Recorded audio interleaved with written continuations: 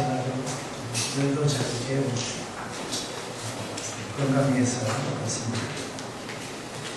오늘 이 자리가 굉장히 행복한 자리고 눈이 오는 일이 다 묻혀 있는데 묻힌 그 눈이 덮인 길을 한 발짝 두 발짝 걸어가서 뒤에 있는 사람들이 따라오면서 길을 잘못 가지 않고 눈등에 빠지지 않게 하는 그런 지식을 만드는 가치관을 만드는 좋은 시간이 있습니다. 그래서 오늘은 제가 받지 않은 사람은 아니지만 교회에 대한 이야기이기 때문에 교회는 예수님이 계셔야 되니까 오늘 하나님 말씀 중심으로 잠시 하나님 말씀을 떼어나누자 합니다. 먼저 기도하겠습니다. 거룩하신 아버지 하나님, 오늘 귀한 말씀을 통해서 우리 모두가 깊은 깨달음이 있게 하여 주시고 항상 성령의 감동을 받아서 이 어려운 세상에서 뱀같이 지혜롭고 비둘기같이 순결하게 거룩하게 살도록 은혜를 입어 주옵소서.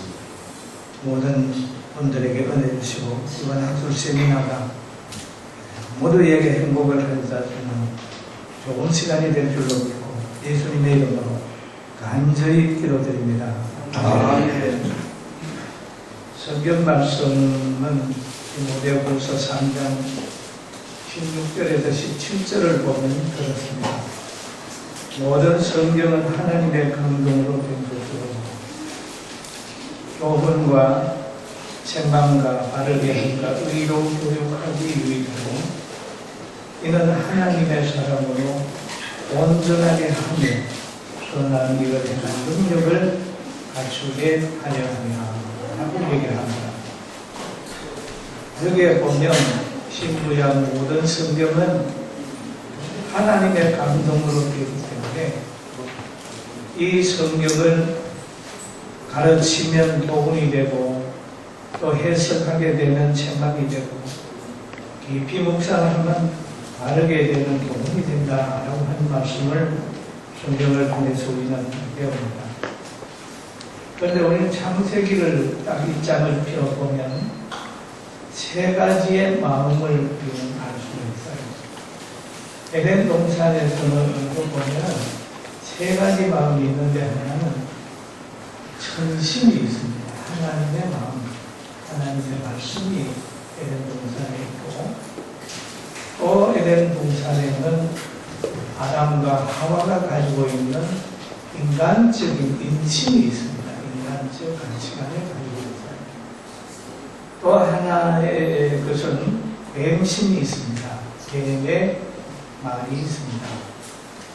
그래서 이 에덴 동산에도 보면 하나님의 말씀과 인간의 생각과 뱀심이 있는데 하나님의 말씀대로 살았을 때는 에덴 동산의 아름다움을 유지하고 누리고 보호받고 행복하게 살 수가 있지만 그러나 뱀이 아담에게 하와에게 접근해서 주는 그 사상을 받고 실천한 결과는 바로 에덴 동산을 잊어버리는 쫓겨나는 가시와 은큰 피를 내는 저주받은 땅으로 밀려나는 그런 것이 되어 있습니다. 그래서 이 마음이 오늘날 교회로 들어있다. 또 오늘날 우리 마음에도 이 세 가지의 마음이 있습니다. 하나님이 들려주는 마음, 또 뱀이 들려주는 마음, 이 마음, 우리는 뭘 선택해야 되느냐, 뭘 선택해야 되느냐 하는 고민을 할 때가 됐습니다. 그래서 선택을 하게 될 때 선택의 기준이 모든 성경은 하나님의 감동으로 된 것으로 교훈과 책망과 바르게 함과 의로 교육하기 유익하다라고 하니까 오로지 우리는 성경을 한번 돌아가야겠고 성경의 권위를 모든 지식과 가치관보다 가장 우선 육성해야 되는 것이 교회입니다. 이 건의가 무너지게 되면 그때부터는 교회는 맛있는 맛 이런 소금이 되고 불 꺼진 등장이 될 뿐이다. 그렇게 봅니다. 그리고 또 생각할 수 있는 것은 창세기만 그런 것이 아니라 성경 전체 흐름에서 세 가지는 항상 따라다녔다 이렇게 봅니다. 사도행전 27장에 보면은 바울이 제일이 되어서 로마로 심판받으러 가는, 재판받으러 가는 과정이 있습니다. 그럴 때 바울이 자기를 호송하는 백부장을 보고 그럽니다. 야, 이번에 지금 항해하는 데 가게 되면 큰 풍랑을 만날 것입니다. 얘기를 하는 거예요. 이 사도행전 27장 9절에서 13절에 보면 이런 내용이 있어요. 여러 날이 걸려 금식하는 절기가 이미 지났으므로 항해하기가 위태한지라. 바울이 그들을 권하여 말하여 여러분이여 내가 보니 이번 항해가 불과 뺄뿐 아니라 우리의 생명에도 타격과 많은 손해를 끼치리라 하되. 여러분, 우리 기독교인들 여러분과 제가 지금 동성애나 차별금지법을 반대하지 않습니까? 우리만 반대하는 게 아닙니다. 생각 있는 사람은 다 반대를 하는 거예요. 왜? 알기 때문에 그렇습니다. 알기 때문에. 그리고 저는 우리 존경하는 우리 서현재 교수님하고 한국교회 종교인 가세한테 제가 한국교회 대표하고 또 박해에서 엄청나게 노력을 해서 여러 가지를 많이 깨달았습니다. 그런데 미리 보여지는 거죠. 그 미리 보여지는 것은 어떠냐? 하나님의 말씀을 보면 미리 보여지잖아요. 바울 사도도 지금 자기가 기도하는 사람이고 성령에 감동받은 사람이니까 이번 항해에는 문제가 있다. 그렇게 얘기를 했는데 또 성경 11절에 보니까 그런 말이 있습니다. 백부장이 선장과 선주의 말을 바울의 말보다 덜 믿더라 라는 얘기입니다. 여러분, 선장은 늘 경험에 의해서 표현하는 거죠. 갈 수 있습니다. 항해할 수 있습니다. 선주는 뭐 하겠어요? 한번 운영을 하게 되면 돈 벌잖아요. 그러니까 돈을 좀 벌기 위해서 그냥 뭐 좀 가자라고 했을 거라. 그러나 바울 사도는 하나님의 계획을 알고 하나님의 뜻을 보고, 그런데 백부장이 선장과 선주의 말을 바울의 말보다 더 믿더라. 이런 얘기입니다. 여러분, 오늘날 교회가 이 시대를 향하여 말하는 것을 믿지 않으면 그 나라나 그 단체나 그것은 희망이 없습니다. 지금 우리가 뭐 이 코로나 때문에 거리두기 하고 있지 않습니까? 얼마나 교회가 착실히 합니까? 교회가 참 법을 잘 지켜요. 그런데 우리는 어떤 것을 보냐 하면 부부간에 재미있게 살다가도 교회 오면 마스크 쓰고 거리 두고 앉아있다는 거예요. 그렇잖아요. 안 그러면 되는데. 그런데 이런 환경을 우리가 생각지도 아니하고 어떤 사람들을 보면 자꾸 성도들만 나무래는 거예요. 교회만 나무래는 거예요. 그렇게 말하는 사람들이 있잖아요. 찬양도 세게 하지 마라. 기도도 해도 모이지 마라. 조그는 모임 하지 마라. 마치고 나서 식사도 하지 마라. 기록일보에 누가 소강성 목사님 근래 그런 얘기를 했다.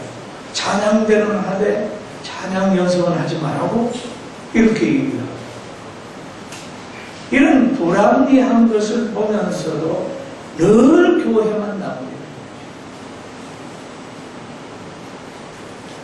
그래서는 안 된다.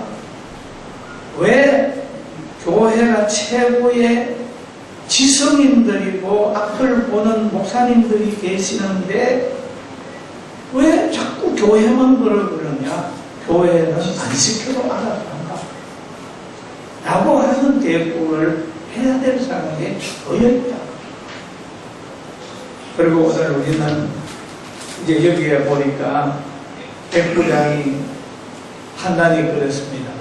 우리는 오늘날 지도자들의 판단이 교회가 하는 것, 성경이 하는 얘기보다는 선생님과 선주가 말하는 것을 더 믿고 실천해버리면 우리나라나 교회나 유라볼로의 풍랑을 만날 수밖에 없다라고 봅니다.